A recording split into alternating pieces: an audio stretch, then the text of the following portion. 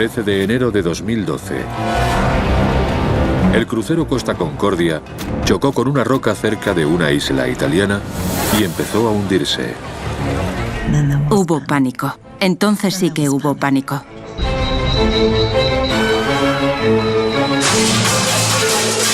Salgan por la otra puerta, por favor. Fue el mayor naufragio de pasajeros de la historia. Un año después, nos ponemos al día con la investigación. No nos vamos a hundir, no lo haremos. Para arrojar nueva luz sobre los escalofriantes acontecimientos de aquella noche fatídica. El Costa Concordia un año después.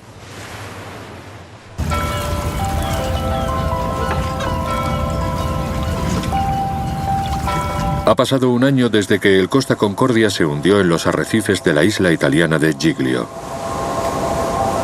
Hoy está en marcha una gran operación para reflotar el barco.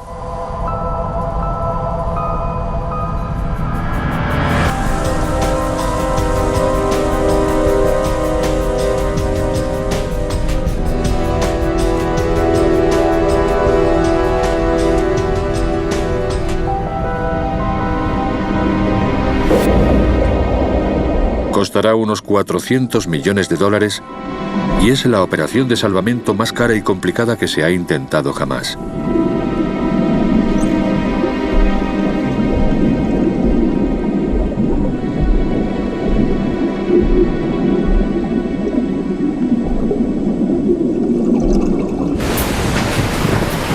En los días posteriores al desastre, la policía militar italiana recuperó un disco duro del puente del barco.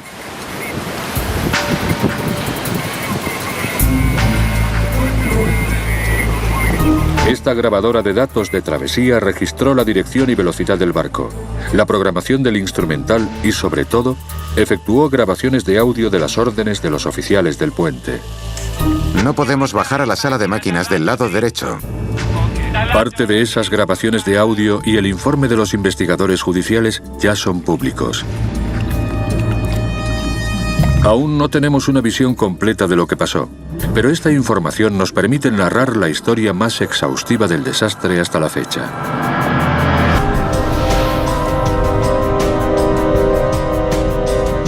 Bahía de Civitavecchia, Roma, 5 de la tarde, viernes 13 de enero de 2012.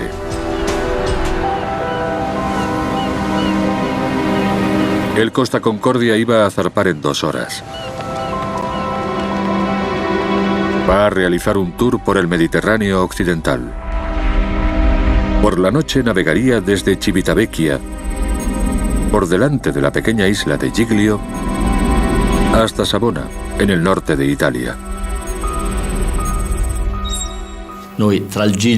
Pasábamos entre Giglio y la península todas las semanas, porque está por el camino. Para ir de Civitavecchia a Savona tienes que pasar por Giglio.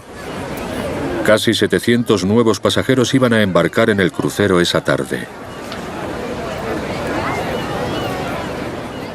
Ian y Janis Donoff, en su luna de miel, ya estaban a bordo. Parecía Las Vegas flotante. Sí, exacto. Era como rococó a gogó. Era increíble, de verdad, increíble. El lujo, el número de bares. Había sauna, gimnasio, peluquero. Y todo el té que pudieras beber. El Costa Concordia era uno de los mayores cruceros de Europa. Tenía 3 piscinas, 5 restaurantes, 13 bares, un casino, un salón de baile, un teatro y 1.500 camarotes. L'occasione era quella di regalare a mia moglie. Quise regalar a mi mujer unas vacaciones inolvidables por su cumpleaños. Y puedo decir que fueron realmente inolvidables. Era un barco impresionante. Precioso, precioso. Para cuidar de los 3.200 pasajeros había una tripulación multinacional de 1.000 personas. Al mando estaban los oficiales italianos, dirigidos por el capitán Francesco Schettino, de 51 años. Demos todos un fuerte aplauso a nuestro capitán, Francesco Schettino. Llevaba 6 años capitaneando cruceros.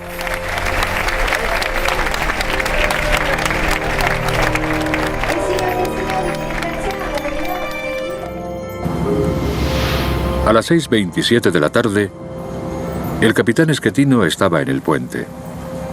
Una grabación de audio revela que, de un modo reacio, decidió cambiar la ruta planeada.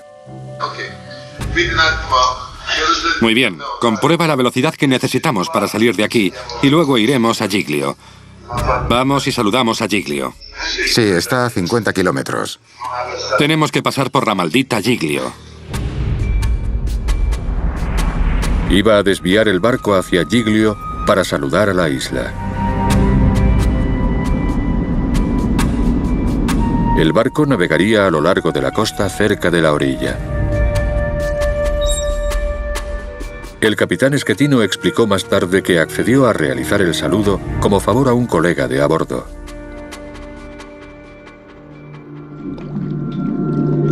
Tras el desastre, la policía militar italiana recuperó la carta que empleó la tripulación para planear la ruta. Según el informe de los investigadores judiciales, era un mapa a pequeña escala, no válida para trazar una ruta tan cercana a la costa. Aquí tenemos una copia del mapa que usaron a bordo del Costa Concordia. Como ven, no muestra un alto grado de detalle. Deberían haber usado uno de mayor escala que mostrase con claridad los peñones, el puerto y cualquier peligro de las aguas cercanas. Tras el desastre, el capitán Schettino dijo que no vio la roca porque no estaba marcada en el mapa. Este mapa a mayor escala muestra los afloramientos de rocas, incluida la pequeña roca con la que chocó el Concordia. Como la isla no estaba en el itinerario original del barco, no era necesario llevar un mapa detallado a bordo.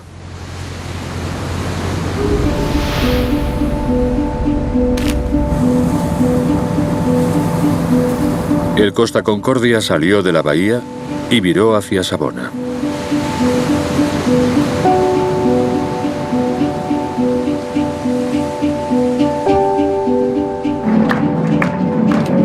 A bordo el ambiente era distendido. 9:04 de la noche. El informe judicial indica que el piloto automático giró el barco hacia la isla de Giglio.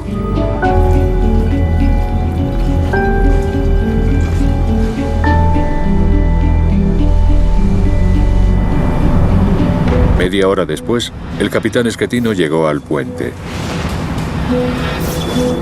Unos pocos invitados habían acudido a presenciar el saludo.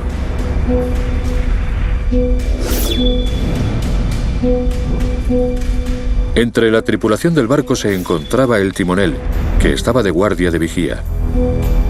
Y un primer oficial estaba al mando en ese momento. Un ejecutivo de la naviera, Manrico Gianpetroni, era uno de los invitados. En el puente todo está oscuro de noche. Me mantuve en silencio y en segundo plano, observando lo que hacían los oficiales para acercar el barco a Giglio. Los registros muestran que el Costa Concordia se encontraba a 7,5 kilómetros de Giglio y se dirigía hacia la isla. Navegaba con el piloto automático, que estaba programado para virar el buque antes de llegar a la isla y mantenerlo alejado a 1 kilómetro de la costa.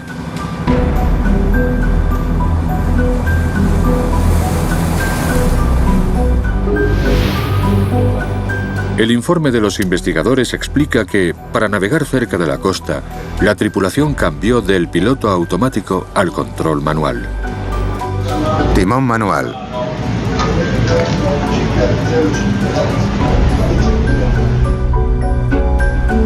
El timonel dejó su puesto de vigía y se puso al timón. Normalmente, al acercarse a tierra, es mejor poder hacerse con el mando del barco instantáneamente. Por eso se pone al timonel al timón, porque puede responder a las instrucciones con eficacia y rapidez. A las 9:39 de la noche, 6 minutos antes de la colisión, el capitán Schettino asumió el mando del barco. Asumo el mando. El capitán Schettino tiene el mando.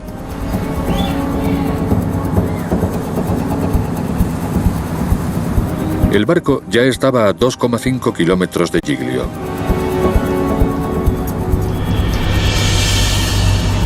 Al pasar por la isla, el capitán tenía que evitar un afloramiento rocoso llamado Le Scole. Los datos de GPS del barco revelan que viró a la derecha de modo muy gradual. A lo largo de los 3 minutos siguientes, el capitán ajustó varias veces la trayectoria del barco. Las grabaciones del puente revelan que el timonel indonesio no siempre comprendía las órdenes del capitán. 3-4-0. 3-5-0. 3-5-0, de lo contrario encallaremos en las rocas. La tripulación parecía inconsciente de lo cerca que estaba del peligro. A las 9:44 de la noche, un minuto antes del impacto, el barco estaba a 450 metros de las rocas de Le Scole. La pequeña roca más cercana al barco estaba demasiado por debajo del agua y no aparecía en la pantalla del radar. Nadie notó el peligro durante 20 segundos. Cuando el capitán vio la roca, intentó alejarse de inmediato. Esta es la grabación real del puente de lo que sucedió a continuación. Todo a estribor. Todo a estribor. Al girar bruscamente a la derecha, evitaron que la proa rozase el arrecife. Pero la proa del barco se dirigió hacia él. Schettino ordenó que enderezasen el timón. Centrado. Centrado. Y luego girasen a la izquierda. 20 a babor. 20 a babor. Pero la grabadora de datos de travesía indica que el timonel tardó casi 13 segundos en responder a esa segunda orden. Todo a babor. Todo a babor. La maniobra debería haber alejado la proa de las rocas, pero era demasiado tarde. Cuando siamo quasi vicini all'isola, mi sono accostato sulla... Cuando estábamos muy cerca de la isla, me acerqué al lado izquierdo del barco para ver mejor el panorama. E mi sono accorto che la nave era evidentemente... Me di cuenta de que estábamos al lado de la roca. Il mio collega che era lì vicino, ma... Así que le dije a mi compañero que nos habíamos acercado demasiado.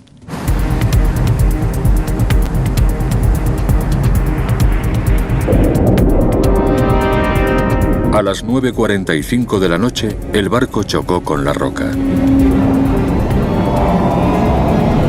El enorme impacto abrió un gran agujero en un costado del barco y arrancó una roca gigante del arrecife.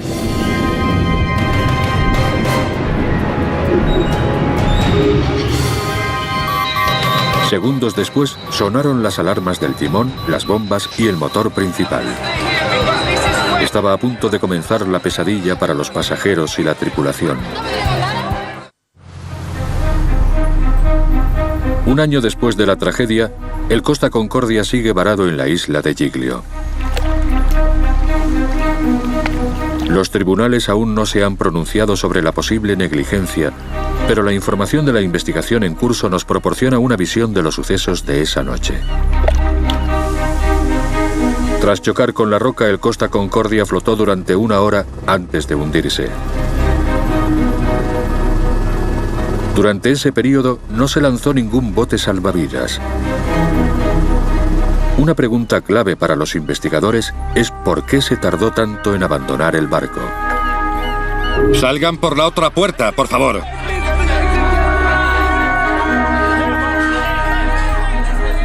Inmediatamente después del choque, cundió la confusión a bordo. Estábamos en el teatro viendo un espectáculo de magia. Hubo un gran estruendo. Y como dice mi marido, el mago desapareció. Salió corriendo y no formaba parte de su actuación. La gente empezó a salir del teatro a toda prisa. En el puente, la tripulación no podía creer lo que estaba pasando. Appena abbiamo preso lo scoglio, cioè appena siamo incagliati lì, Cuando chocamos con la roca nadie podía creérselo. Me dije, no puede ser verdad. Es un mal sueño, una pesadilla. Era un barco tan hermoso, técnicamente perfecto, que podía navegar solo. Era increíble e inconcebible pensar que podía haber sufrido un accidente como ese. En ese momento se desconocía el alcance de los daños.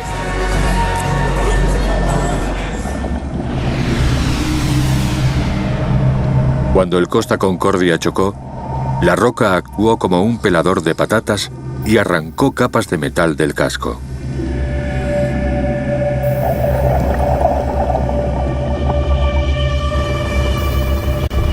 Dejó un enorme agujero de 53 metros en una parte vital del barco.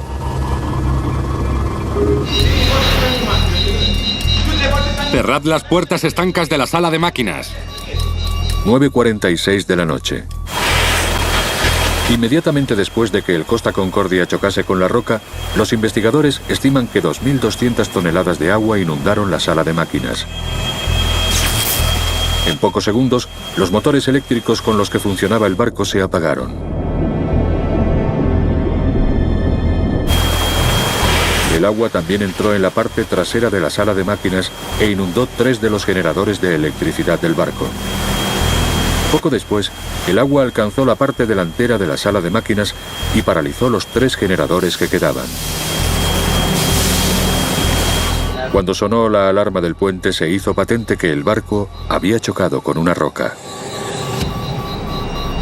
Dime. Hola, ¿cómo está la sala de máquinas? ¿Qué cómo está? Hemos chocado, colegas, hemos chocado. Encended el panel de emergencia, activad las bombas. El equipo del puente tuvo que averiguar si el barco podría mantenerse a flote. Parte de la tripulación acudió rápidamente para inspeccionar los daños. Entonces reaccioné y bajé a la parte reservada a la tripulación, por donde creía que el barco había chocado con la roca.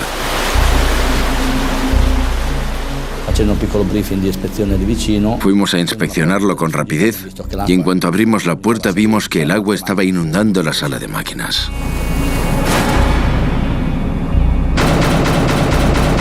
El casco del Costa Concordia estaba dividido en compartimentos estancos. Limitaban la cantidad de agua que podía entrar si había una fuga. Si 2 compartimentos adyacentes se inundaban, el barco podía seguir flotando. Pero si se inundaban 3, lo probable era que el barco volcase.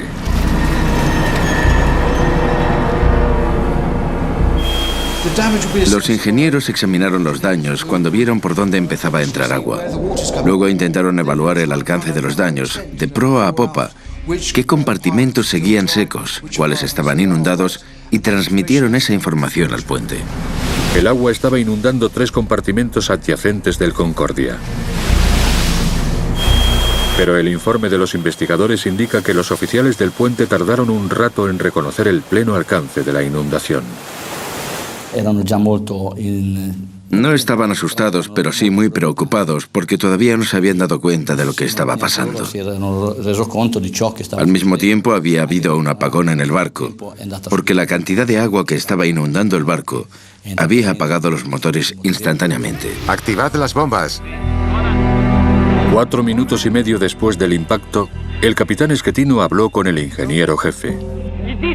¡Activad las bombas! ¿Ha entrado agua? Sí, por el lado de estribor. Voy a ir a verlo. ¿Por dónde? ¿En el lado de estribor? Por el motor. ¿Hay mucha agua? Hay mucha agua, no se puede bajar. Tendremos que bajar por otro lado. Un momento. El choque había inutilizado las bombas del barco. No había forma de controlar la inundación y la situación se convirtió en una emergencia. Después del accidente deberían haber hecho sonar la señal de emergencia en cuanto se hizo evidente que el barco estaba en peligro. Cuando el agua entró a borbotones por la brecha del casco, el barco empezó a escorarse a la izquierda.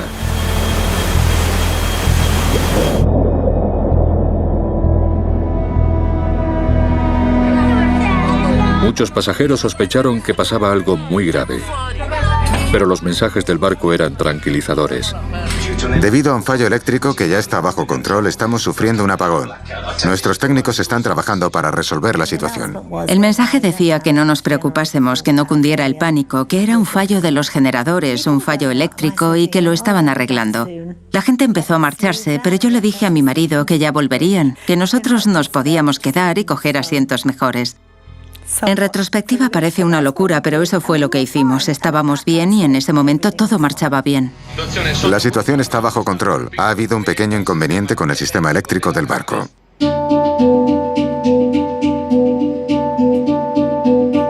El capitán Schettino llamó por teléfono al centro de crisis de la flota de costa en tierra. No nos vamos a hundir, no lo haremos. Pronto echaré el ancla y nos quedaremos aquí. Llamaremos a un remolcador. Según el informe judicial, 20 minutos después del impacto nadie había dado el aviso de emergencia general, la señal de que los pasajeros acudieran a los puntos de reunión. La situación está bajo control. Hemos tenido un problema técnico con el generador del barco. Ha habido un apagón. Los anuncios repetían el mismo mensaje tranquilizador. La tripulación tenía que esperar la orden del capitán antes de reunir a los pasajeros y comenzar el proceso de evacuación. No podían tomar esa decisión ellos solos. Ha habido un fallo eléctrico con un generador. Era una decisión del capitán, y en ese tipo de situación es una decisión muy difícil de tomar. Pero lo primero y fundamental debe ser siempre la seguridad de los pasajeros. Gracias por su atención. El capitán Schettino declaró más tarde que no dio el aviso de emergencia general porque le preocupaba que cundiera el pánico y se produjesen muertes.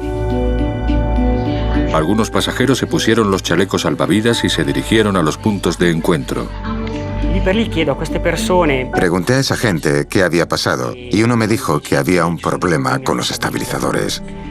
Y pensamos ingenuamente, por supuesto, que como había un problema con los estabilizadores, por eso se estaba escorando el barco. Otros permanecieron donde estaban. Tras un rato pensamos que tal vez sería mejor movernos, así que decidimos volver al camarote. Había mucha gente pululando sin saber qué hacer, incluso el personal. Vimos gente con chalecos salvavidas. Vimos pasar al sobrecargo y le preguntamos lo que pasaba.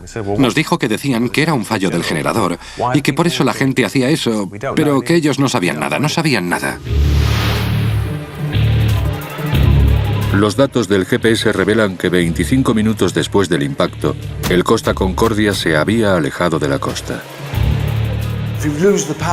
Si habían perdido la potencia en las hélices y el timón estaba atascado, no había forma de controlar el barco después de lo que había pasado. Si el barco volcaba allí, en aguas frías y profundas, sería una catástrofe. Pero el viento intervino a favor del destino del Concordia. Los timones del motor estaban atascados a la derecha y lo giraron en la dirección del viento. El viento empujó la estructura de 14 pisos de altura y redujo la inclinación. Además, permitió la entrada de más agua en la parte inferior, hasta que gradualmente el barco se enderezó. Hubo un momento en que el barco se enderezó. Nos miramos y nos dijimos, ¿lo ves? Lo han arreglado. Fue una pena que no se parase allí, porque enseguida empezó a escorarse hacia el otro lado. Pero entonces, cuando el agua inundó la otra parte del barco, empezó a escorarlo hacia el lado opuesto. Y el viento empujó al Costa Concordia de nuevo hacia la isla. El barco empezó a escorarse hacia el otro lado. Recuerdo que en ese momento pensé que por qué un fallo de un generador causaría que el barco se escorase a un lado u otro.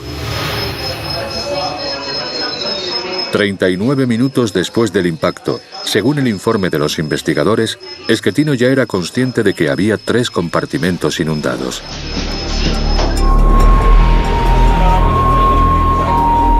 Atención, por favor, la situación está bajo control. Por favor, conserven la calma.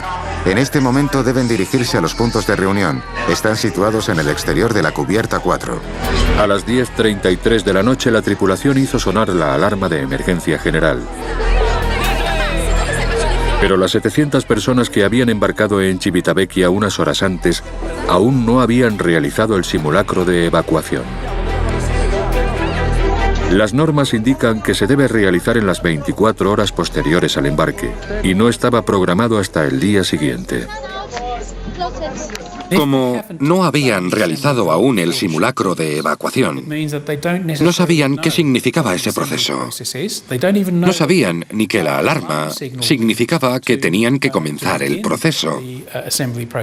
Y tampoco sabrían dónde estaba su punto de encuentro. En los puntos de reunión nadie sabía qué hacer. Todo el mundo daba vueltas esperando instrucciones. A las 10:44 de la noche, el Costa Concordia rozó el lecho marino por segunda vez.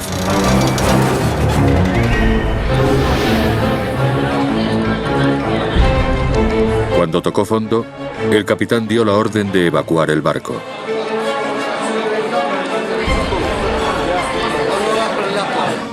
Entonces hubo pánico. Entonces sí que hubo pánico.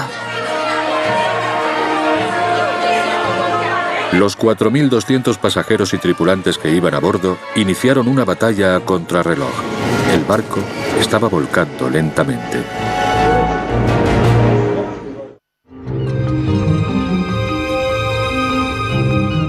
En el año transcurrido desde que el Costa Concordia chocó con el arrecife y se hundió, los investigadores judiciales han revisado miles de pruebas.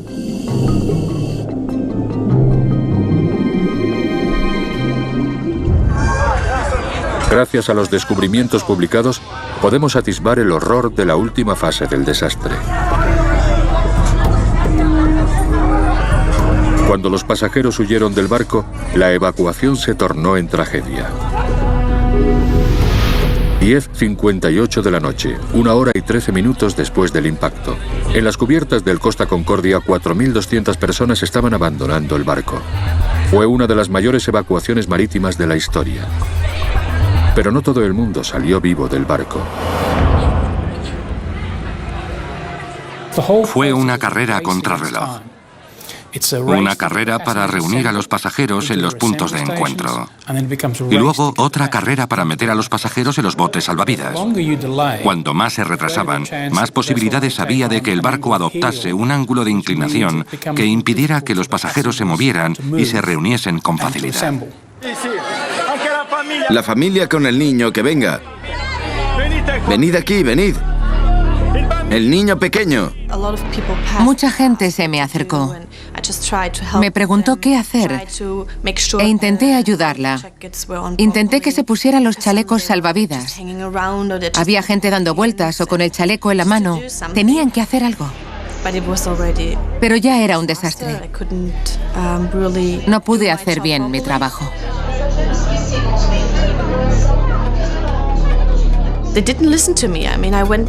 No me hacían caso. Les dije que tenían que hacer cola y conservar la calma. Pero la situación ya estaba tan descontrolada que no me hacían caso. Es difícil saber por qué no empezó antes el proceso de evacuación. Es difícil arriar los botes salvavidas cuando el barco todavía se está moviendo. A lo mejor el capitán decidió varar el barco. Y por eso no era apropiado arriar los botes, pero cuesta saberlo. El barco estaba escorado 20 grados a la derecha. La tripulación de ese lado comenzó a arriar los botes salvavidas. En la mayoría cabían unos 150 pasajeros. Todos los botes de este lado se arriaron. En el lado izquierdo la historia fue distinta.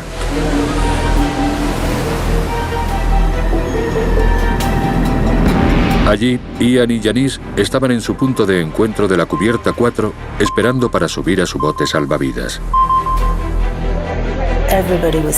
Todo el mundo empujaba y se apelotonaba para subir. Por algún motivo, un miembro de la tripulación decidió asumir el mando y empezó a contar gente. Vamos a contar, por favor, a ver. 1, 2, 3, 4, 5... Creo que perdimos 15 o 20 minutos en ese proceso. Así que cuando decidieron arriar el bote, ya no pudieron hacerlo. Intentaron alejar el bote salvavidas del barco para arriarlo, pero no fue posible, porque estaba atascado en el costado del barco y la gente casi se caía de los botes salvavidas.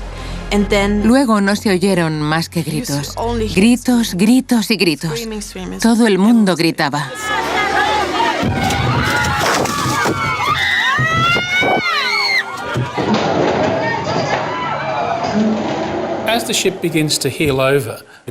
Cuando el barco empezó a escorarse, era peligroso arriar los botes porque rozaban contra el costado del casco. Con una inclinación de 20 grados, no es posible arriar botes por ningún lado. Por el lado izquierdo, que estaba elevado, la tripulación no pudo arriar 3 de los 13 botes. El capitán Schettino defendió más tarde su decisión de retrasar el abandono del barco, diciendo que habría sido peligroso mientras el barco se movía hacia aguas más profundas y que era más seguro hacerlo más cerca de la costa. 11:40 de la noche. Todavía quedaban varios cientos de pasajeros y tripulantes a bordo. Pero el barco estaba demasiado inclinado para arriar más botes. El barco había tocado fondo a 300 metros de la bahía de Giglio Porto, a donde llegaron los supervivientes en los botes que se habían conseguido arriar. Hablé con el segundo del capitán, que me dijo que los primeros botes salvavidas habían llegado a la costa e iban a volver. Me preguntó si podía trasladar a los pasajeros de babor, del lado que sobresalía más del agua, hacia estribor.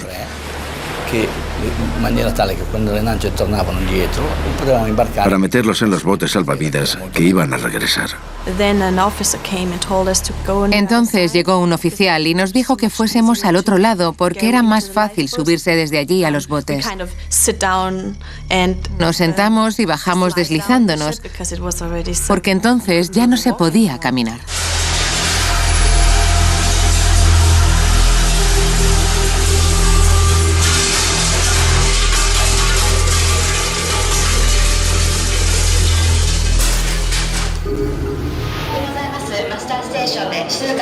Para los que seguían en el Costa Concordia, la situación se estaba deteriorando.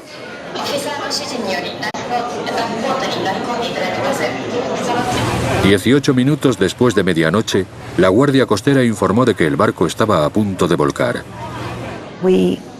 Nos salimos al bote. La cubierta ya estaba en un ángulo así. Así que nos salíamos del bote y nos caíamos por la pared de ese lado.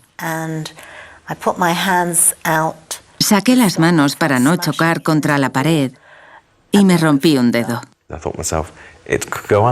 Creí que nos íbamos a hundir y no teníamos ninguna posibilidad de salir porque estábamos en un espacio cerrado.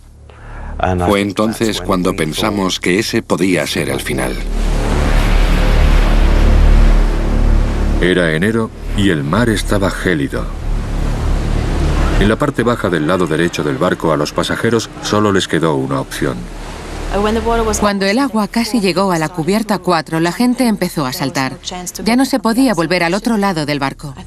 Así que pensé que íbamos a tener que saltar al agua, aunque no quería, porque estaba helada. Pero nos metimos en el agua, por encima de la barandilla. Intenté alejarme del barco. Empujé con los pies para alejarme, porque ya había cosas que caían desde el barco. Se me acercó un bote salvavidas y le grité que por favor no me dejase, que me sacase de allí. Stephanie Schaefer se vio obligada a saltar desde la proa del barco. Los oficiales del barco, incluido Schettino, estaban en la parte central del barco, en el mismo lado. Unos 20 minutos después, el capitán de la Guardia Costera, Gregorio Di Falco, llamó al teléfono móvil de Schettino. El capitán del Concordia estaba en un bote salvavidas. Schettino, escúchame. Hay gente atrapada a bordo. Tienes que volver. Tienes que ir con tu bote salvavidas debajo de la popa del barco. Allí hay una escalerilla. Trepa por la escalerilla. Sube a bordo y dime cuánta gente queda en el barco. Bajo la ley marítima italiana, el capitán debe ser la última persona que abandona el barco. Ya hemos abandonado el barco. ¿Has abandonado el barco con 100 personas a bordo? No abandoné el barco. El barco se escoró a un lado y salí catapultado hacia el agua. Schettino explicó luego que había resbalado y caído a un bote salvavidas. Estuvo a punto de que le aplastase el barco y se vio obligado a alejarse. De lo contrario, habría muerto. Cuando los supervivientes llegaron a la costa de la isla, los vecinos les abrieron sus casas. El pasajero Paolo Rona se unió a los rescatadores de los barcos que acudieron a ayudar. Decidimos inspeccionar la posición más crítica. El lado escorado hacia el agua, donde vimos linternas de chalecos salvavidas, y comenzamos la misión. La primera misión fue en el barco, con 2 buceadores que saltaron al agua y lucharon por romper la ventana, que tenía un cristal triple. Una vez que lograron abrir un agujero en la ventana, pudieron entrar dentro. Nos pasaron a esas personas y las subimos a bordo. Y allí encontramos otra persona fallecida. La mayoría de pasajeros que murieron esa noche se ahogaron cuando el agua inundó los pasillos del barco. Otros fallecieron de hipotermia en el gélido mar. Para la mayoría de los 400 pasajeros que quedaban a bordo, ya solo quedaba una escapatoria. Alguien lanzó una escalerilla desde el nivel superior del barco que rodeaba toda la curva del casco hasta abajo. Y empezaron a subir guardias costeros italianos, pidiendo a la gente que bajase con cuidado. Fue como una serpiente de seres humanos bajando muy lentamente en la oscuridad.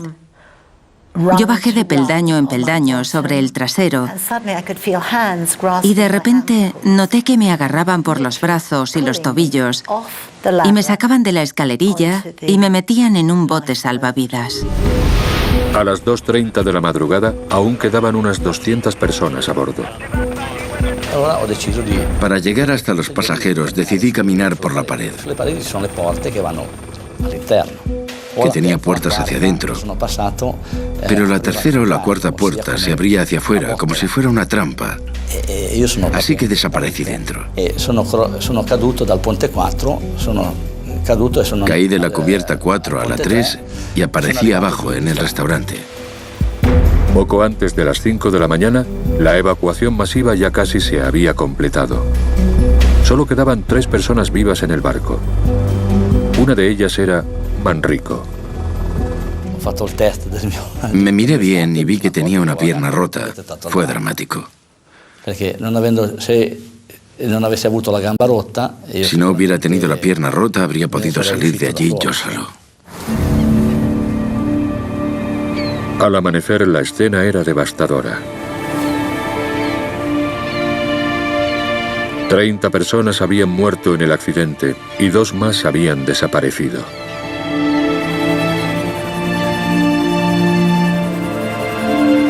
«36 horas después del choque, Manrico fue la última persona rescatada del Costa Concordia por vía aérea. Para sobrevivir, lo que más cuenta es el estado mental y la voluntad de vivir. La voluntad de salir y vivir. Para los supervivientes, la tragedia había terminado, pero para el Costa Concordia no era el final de la historia. En la actualidad está en marcha una gran operación para sacar el barco de las rocas. Pero en la carrera para reflotar el barco antes de la temporada turística veraniega, los ingenieros se han topado con un obstáculo inesperado.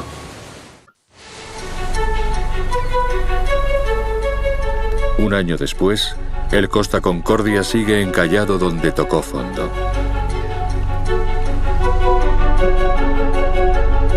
Rescatar el barco ha resultado un reto mayor de lo esperado. Yace en una zona de una belleza natural extraordinaria. Corales espectaculares y especies marinas muy raras atraen a los buceadores a Giglio e impulsan la economía isleña. Al retirar el barco, los ingenieros no pueden dañar ese paraíso submarino.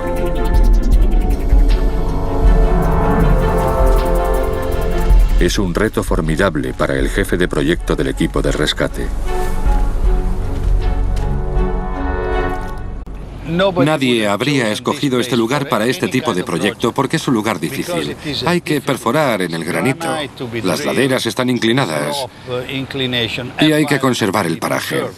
Es un paraje natural.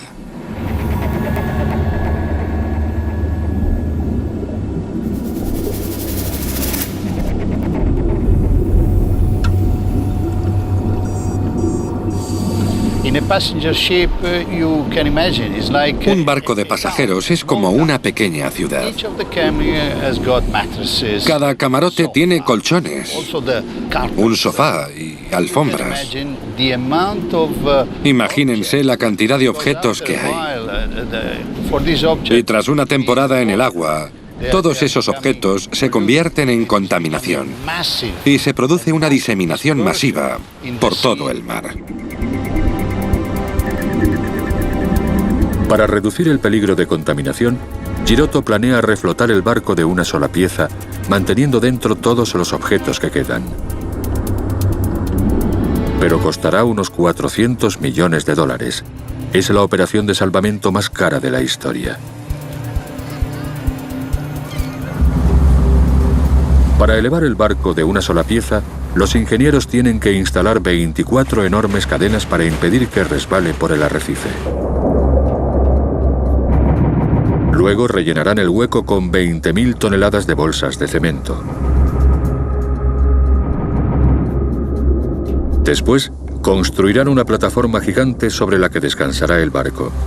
Conectarán 15 grandes tanques de acero al casco y tenderán cables desde la plataforma submarina hasta unos potentes gatos soldados a los tanques. A lo largo de 2 días, los gatos elevarán lentamente el barco hasta enderezarlo sobre la plataforma. Luego conectarán más tanques al casco. Los llenarán de aire y reflotarán el barco.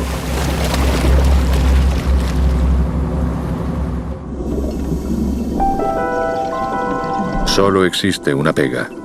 El barco se hundió encima de una de las especies en peligro de Europa.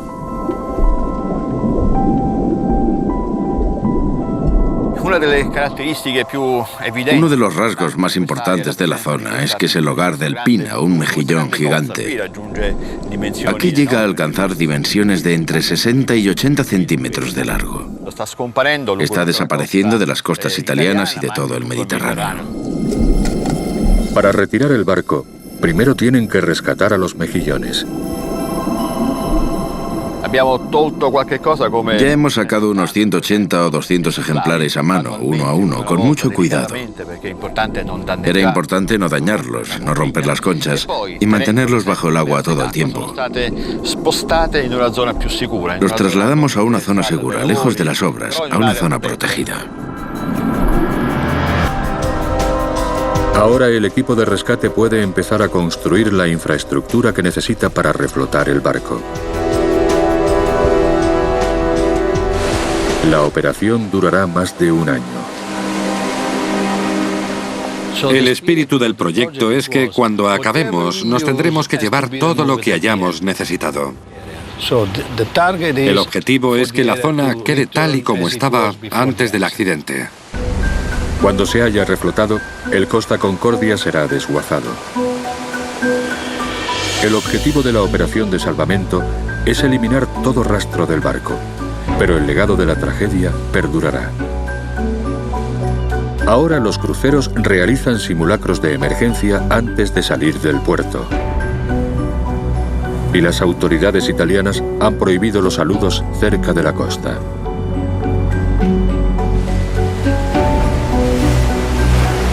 Un año después, los supervivientes de esa noche fatídica están esperando que los tribunales italianos decidan de quién fue la responsabilidad.